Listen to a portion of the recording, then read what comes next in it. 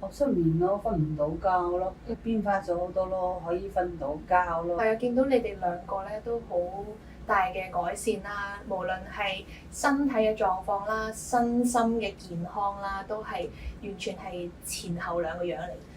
謝太會係最明顯。我最明顯咯，我咧就係、練魚係第一位，係9個月要戒口。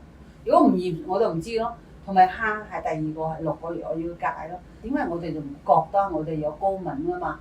佢呢啲我哋係唔現時性係嘛？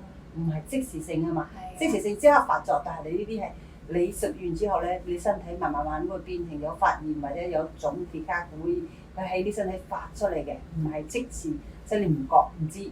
咁所以我哋通過呢樣嘢，我覺得又幾好啊。其實都有時候，如果唔就就唔知咯，就咗之後覺得。所以我哋唔戒口咯，所以你一定要聽話㗎，你一定要去咁做咯。咁你配合得好，咁效果先出嚟㗎嘛。